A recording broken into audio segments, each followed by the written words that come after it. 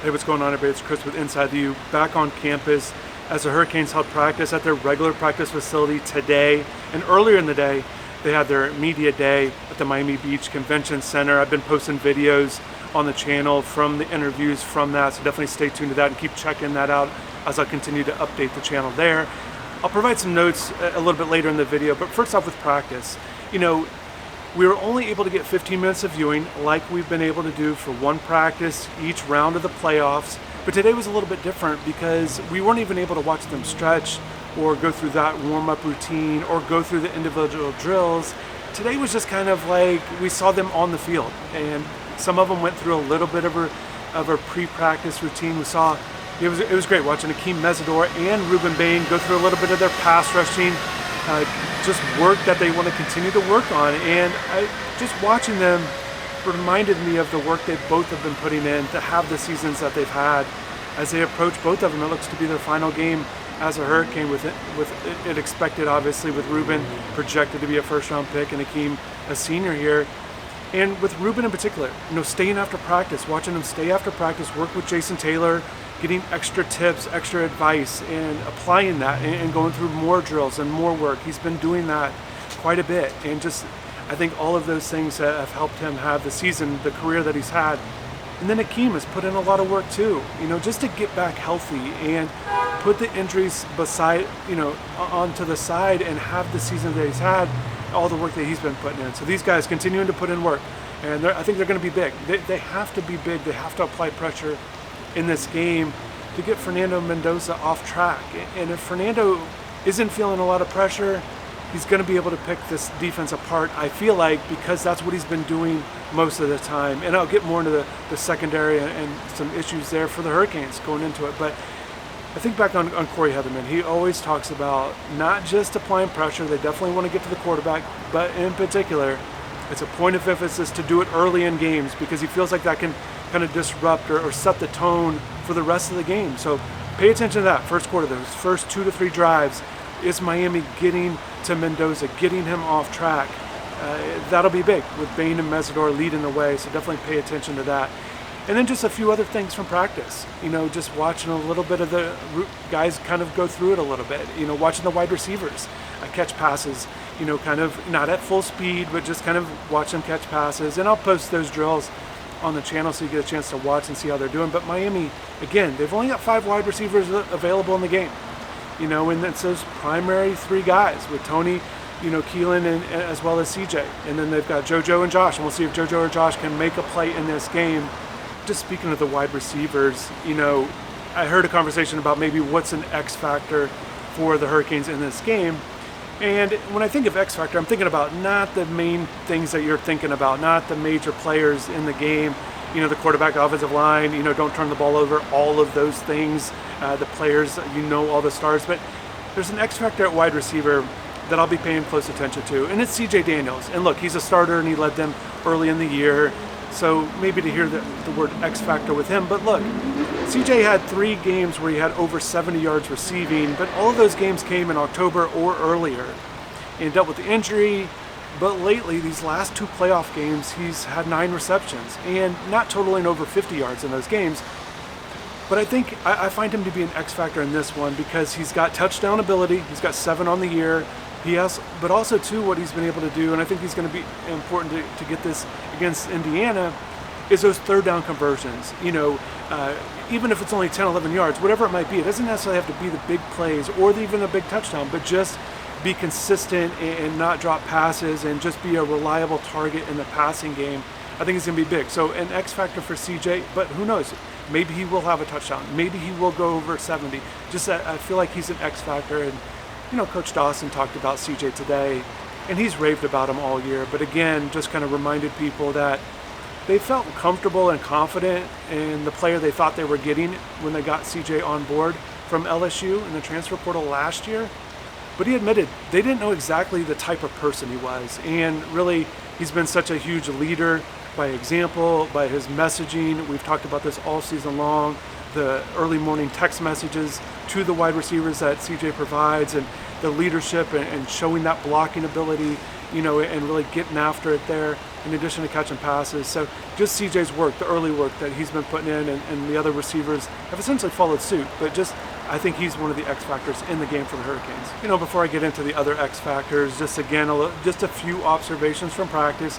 It was fun watching safety Jacoby Thomas there kind of attempt to kick, and then also kind of throw a pass, just kind of a little bit lighthearted and just kind of going through different things there, but he certainly looked to be enjoying himself. And I think he's going to be big in this game as well because of Miami's situation at cornerback. Again, just for those who aren't up to speed on with where Miami's at with its cornerback situation, all year long they felt like they've got 4 starters and an excellent nickel in Keontae Scott.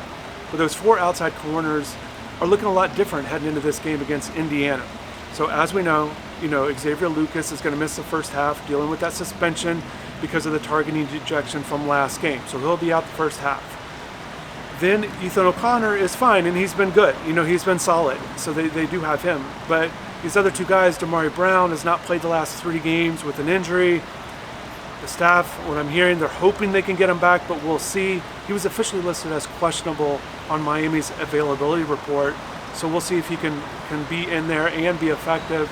And then O.J. Frederick only played 5 snaps last game due to an injury that he had before. So we'll see how much O.J. can give him, and we'll see if Damari can get back in there. And with Damari, I think back to last year, when he came back from injury late in the year, much different situation because he had been out for so long, but it didn't go well for him when he did return. But I think not only is it important for Damari and O.J., 1 or 2 or both, to be on the field, but it can't just be a handful of snaps. I think, to me, they've got to be out there and be effective.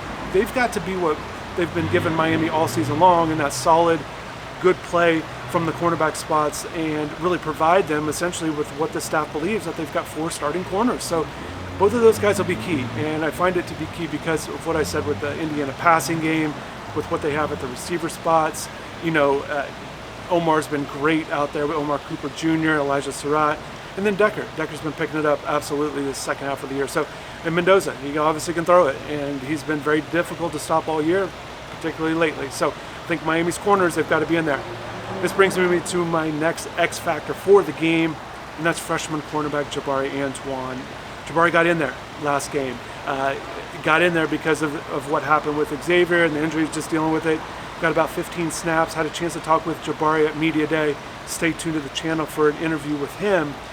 But he's certainly feels like he's ready. He felt like that was a good moment to get in there. And I find it different when players get inserted in a game for whatever reason and their role changes in a game as opposed to going into it. So Jabari knows, regardless of who else is out there, he knows he's going to have to fill a role at least at some level because of Xavier out for that first half. So he can go in mentally even more prepared than he was, I believe, coming into it. So we'll see how he does. And just a few notes, Jabari feels like, he put in a lot of work since he got to UM, a little bit bigger, says he's been playing at about 185 as opposed to the 172 when he arrived. Feels stronger. He said all around he feels stronger. It really helps him with a lot of different things at the cornerback position. And then another guy to pay attention to as well in terms of stepping up in a role, very similar to what happened when they were Jabari, and that's Luka Gilbert, the freshman tight end, because it has been officially announced by UM that Elijah Lofton will be out with an injury in this one. If you paid attention to my reports here, I said this a while ago that I expected Elijah to miss the game, but now that it's official, Luka kind of steps in to tight end number 2 like he did last week with Alex Bauman kind of handling the majority of the reps, but had a chance to talk with Luka as well. Same kind of thing. Feels like he's ready. Got about 15 snaps. Feels like the progression, the work, the development he's gotten all season long has really helped him. So we'll see what kind of impact he can play in this game. Hasn't caught a pass, only 2 catches all year long, but it might not be about that. Maybe it is just to provide quality reps. Miami's not gotten a lot of production from the tight end position. They've gotten some, but it's not a huge part of their offense. But so we'll see how much Luka will be involved in the passing game, but certainly blocking and providing any kind of support he can do there. And again, just providing quality reps at least to kind of alleviate some of the pressure for Alex, so he doesn't have to play all of the reps. So that's just another thing to pay attention to. Again, a good interview with Luka from Media Day. And just a few notes from Media Day with the interviews, and it was great setup. They had 8 kiosks set up. coaches and players kind of rotated. Some of them stayed on there for the full hour, but then we could talk to any other player or coaches out there. So it was a great event. But I thought Malachi Tony did a good job at the front and center at the kiosk, handling all the questions and the attention. And sometimes his answers are short, but I think he's just kind of matter-of-fact type of guy. Yeah. But it was great too to hear him explain some things. Like I asked him, I wanted to get his take on the whole looking back at fall camp. As Keontae Scott mentioned earlier, that he slept in the practice facility, and Malachi was one of the guys that joined him and Dalen Upshaw. And so I asked Malachi what that meant to him. He said he just really enjoyed it, and it was great. And he said he looks up to Keontae as like a brother. And, I think about that and the connection that players like that can have. And that's not an obvious connection. Keontae, a 6-year guy, freshman, and Malachi on opposite sides of the ball. And, they didn't have that background ties to one another before here. But that's what's kind of great about football. You see it all the time. You hear about it all the time. Just the connections that the sport can bring, different backgrounds, different ages, the different position units. And I always like hearing those kinds of connections. And then I just kind of asked Malachi too about how Keontae's kind of helped him. And he said Keontae's really helped him in terms of being a better blocker, in the sense that he had to block Keontae in practice and really struggled. And the work that he's been putting against Keontae throughout the season, and especially early on, really helped him, Malachi said. And look, Dawson's mentioned about how good this receiver group blocks, so that certainly is a big key there, a big factor in helping this offense there. And just speaking of some offense-defense help, offensive coordinator Shannon Dawson said that he has been speaking even more with defensive coordinator Corey Heatherman, who was on Kurt Sinetti's staff at James Madison, just trying to understand maybe some more concepts and just kind of pick his brain even more, trying to understand Indiana's defense and Signetti's defense and how he wants to go about it. And Shannon said, look, he's been talking with Corey all year long, asking him questions, just kind of curious, a different mindset essentially with the defensive coordinator. I think that's what's great. I think that's certainly so important, a staff to be able to use itself as resources, and I think that certainly has helped. And then just kind of an interesting interaction with Shannon when I was asking him about this. He kind of mentioned, asked me a question about, what's the difference between offense and defense? And, obviously there's a bunch, but I was curious what he was going to say. It doesn't matter what I think, but he gave an interesting answer, and just he said the biggest thing is the offense can punt. And I think of that, his answer, and that just means, the offense can essentially relent. They can punt, whereas the defense doesn't have a choice. It's not like they can just say, okay, we're done playing defense. Whereas the offense, they can kind of play, field position a little bit. They don't always have to take shots. They can play smart. It just depends on how things are going. It's certainly much different, but obviously there's a lot of huge differences. But, Dawson did say, he feels like this is going to be a game he didn't use the term grind it out, but it essentially kind of felt that way. And, he understands, I think he clearly understands what he thinks it's going to take for Miami to win this game. And I think it's true. I think Miami's going to have to kind of rely on its running game. Ball control like they've been doing. Play really stingy on defense, really disrupt what Indiana wants to do. Obviously, if Indiana gets into what it wants to do, it's not going to look good. It's not going to go well for Miami. So Miami's got to get them off rhythm with its defensive effort, and the defense has been good all year long. So we'll see how that plays out.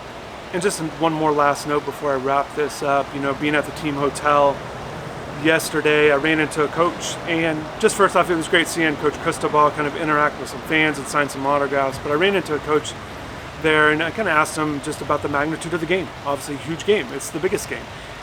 And he said, look, this is what we play for. This is what the guys have worked hard for. This is why you've put in all the work for this moment. So he wasn't really concerned about how the team was going to play. It feels like the guys will be ready on Monday, and it is what it is, essentially. And I think it is different that for a team kind of playing in a big game, national championship, this team has had, essentially had to play. They've literally played playoff football, but obviously they had to win the games before that. So they've kind of been in this mode of things being a big game. So just kind of leave you with that, but definitely want to thank everybody for watching the video. And a huge shout out to the people I saw today that said they watched the channel and liked the videos. Shout out to you guys, really appreciate it. It's always good getting interaction face to face. So thank you for your support. Thank you everybody for watching the videos. I'm gonna get going. I've got more work to do today. Got to put up some more videos, but also work on some more content. It's a busy time leading up to the game on Monday, but happy to do it. Really appreciate everybody. Have a good rest of the day and take care.